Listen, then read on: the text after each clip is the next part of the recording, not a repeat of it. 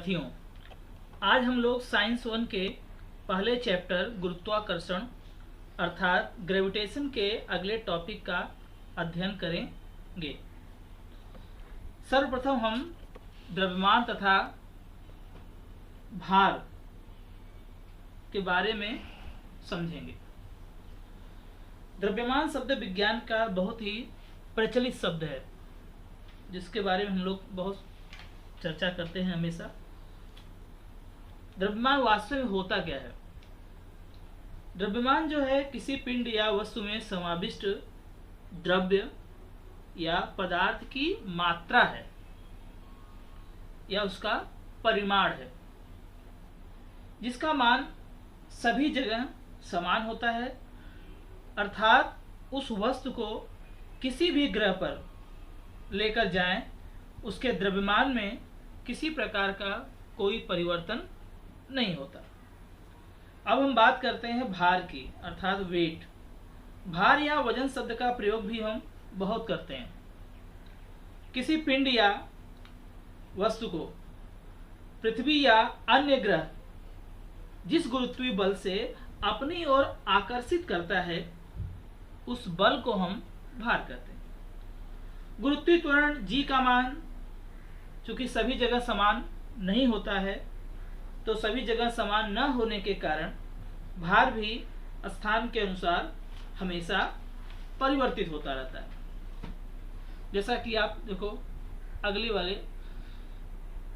Screen पे दिखाई दे रहा है कि एक व्यक्ति है जिसका भार जो है, देखो यहाँ पे दिखाई दे रहा है, पृथ्वी पर लिखा ना, my weight on earth is around 560 Newton.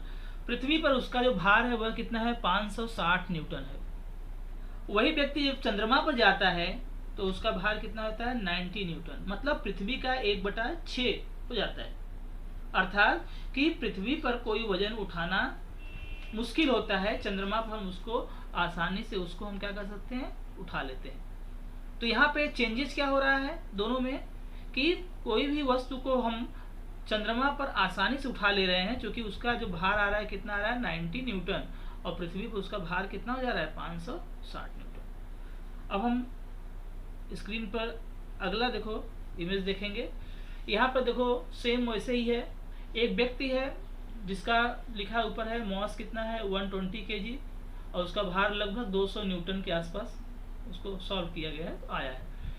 और वही व्यक्ति जब पृथ्वी पर है तो देखो उसका मॉस कितना है, मतलब उसका द्रव्यमान कितना है? 120 किलोग्राम। तो देख रहे हो यहाँ पे द्रव्यमान में किसी प्रकार का कोई परिवर्तन नहीं हो रहा है, दोनों जगह द्रव्यमान क्या है? समान है। लेकिन उसका भार देखो क्या है? पृथ्वी पर क्या हो रहा है? 1200 न्यूटन हो रहा है। कितना? 6 गुना बढ़ गया। किससे? चंद्रमा से। यहाँ 200 था, यहाँ पे कितना हो गया? 1200। ठीक, अर्थात पृथ्वी पर भार क्या होता है? चंद्रमा की अपेक्षा क्या होता है? ज्यादा होता है।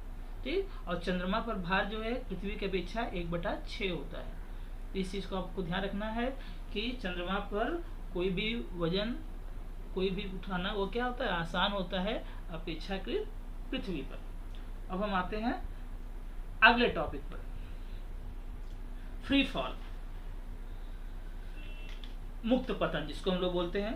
जब हम एक गेंद को ऊपर की ओर फेंकते हैं तो वह कुछ ऊंचाई पर जाने के बाद पुनः पृथ्वी पर वापस आ जाती है। ये आप लोग हमेशा किए होंगे, गेंद ऊपर फेंकते हैं तो हमेशा कहाँ आती है? फिर नीचे आती है। पहले ऊपर जाती है, फिर थोड़ा सा रुकती है गेंद कुछ मोमेंट के लिए, कुछ क्षण के लिए, फिर नीचे आती है। अर्थात पृथ्वी वस्तुओं को अपनी ओर क्या करती है? आकर्षित करती है। जब वस्तु पृथ्वी पर गुरुत्वीय बल के कारण गिरती है तब कहा जाता है कि वस्तुएं मुक्त पतन में हैं। मुक्त पतन में प्रारंभिक वेग क्या होता है? शून्य होता है। मतलब जब एकदम टॉप पॉइंट से जब नीचे आता है तो जो उसमें प्रारंभिक वेग होता है वो क्या होता है? शून्य होता है। हवा में मुक्त पतन नहीं हो सकता, क्योंकि हवा में बहुत सारी चीजें हैं जो कि उस उसको वस्तु को गिरने से को क्या करती हैं? प्रभावित करती हैं। यह केवल निर्वात में ही संभव है। अब हम आते हैं अगले टॉपिक पर, गुरुत्वीय स्थितिज ऊर्जा। स्थिति ऊर्जा ऑलरेडी आप लोग पढ़े हो, थोड़ा इसमें एक शब्द और जुड़ गया है, गुरुत्वीय शब्द।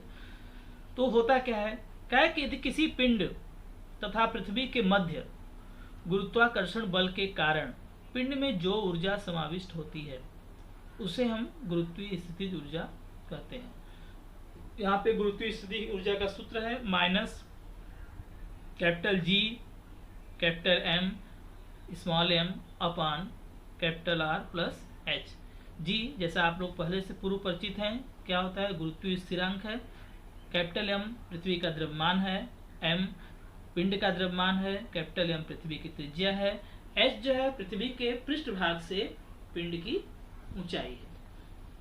अगला टॉपिक, एक प्रश्न आपके सामने है, सिद्ध कीजिए कि एक तारे से r दूरी पर स्थित, एक तारा है जिससे r दूरी पर, जो दूरी है कितना है, कैपिटल R है, पर स्थित ग्रह का परिभ्रमण काल t है, मतलब उसको चक्कर लगाने में कितना समय लगता है, t।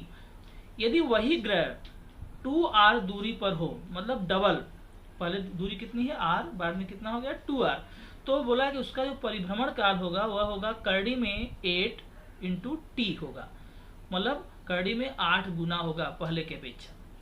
तो हम पहले उसको मान लेते हैं, मान लेंगे जो तारे की ग्रह से जो प्रारंभिक दूरी है वो r1, उसको मान लेंगे स्मॉल r1, और वह क्या कितना है, r ऑलरेडी प्रश्न में दिया हुआ है।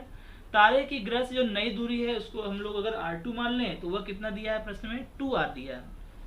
तारे से r दूरी पर स्थित जो ग्रह है उसका परिभ्रमण काल, उसको अगर हम t1 मान लें, प्रश्न में दिया है कितना, t दिया है, और तारे से जो 2r मतलब उसका डबल दूरी पर स्थित जो ग्रह है उसका परिभ्रमण काल मान लो क्या, t2। केपलर का जो थर्ड लॉ है उसमें ऑलरेडी केपलर ने बताया है कि t² इक्वल टू होता है KR3, t² इक्वल टू क्या होता है, KR3। तो उसके आधार पर हम लिख सकते हैं कि t1², यहाँ ध्यान दो, t1² इक्वल टू क्या, KR1Q, ठीक, t1² इक्वल टू क्या, KR1Q, और t2² इक्वल टू क्या हो जाएगा, KR2Q।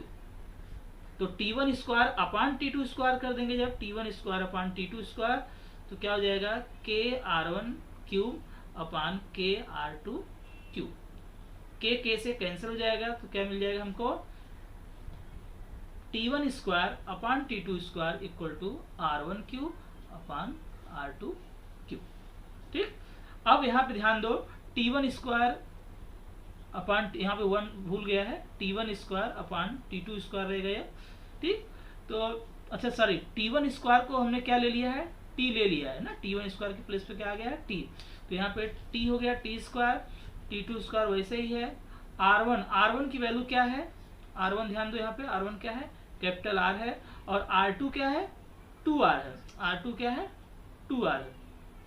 तो RQ अपान 2R का होल क्यूब करेंगे तो 2 का क्यूब कितना हो जाएगा, 8 हो जाएगा, और RQ हो जाएगा, RQ से कट जाएगा तो मिल जाएगा t² upon t2² equal to 1/8। तो ये गुणा कर देंगे तो हो जाएगा t2² इक्वल टू 8t², 8 का t में स्क्वायर हो जाएगा, दोनों पक्षों का वर्गमूल ले लेंगे तो हो जाएगा t2 इक्वल टू करड़ी में 8 मल्टीप्लाई t, मतलब 8 का करड़ी में 8 हो जाएगा, स्क्वायर यहाँ है तो हट जाएगा, वर्गमूल लेंगे तो t2 इक्वल टू करड़ी में 8 मल्टीप्लाई t। अभी t2 क्या माने थे, तारे से 2r दूरी पर स्थित ग्रह का परिभ्रमण काल, तो तारे से 2r दूरी पर स्थित ग्रह का परिभ्रमण काल कितना आया, करड़ी में 8t हो गया, बराबर। अब हम जो आज का हमारा वर्चुअल क्लास अभी समाप्त हो रहा है, सभी लोग वीडियो बार बार देखें और समझें तथा उसको सब्सक्राइब भी कर लें। इसका PDF भी आपको भेज दूंगा, नोटबुक पर इसे नोट कर लें और उसको याद करते रहें। धन्यवाद।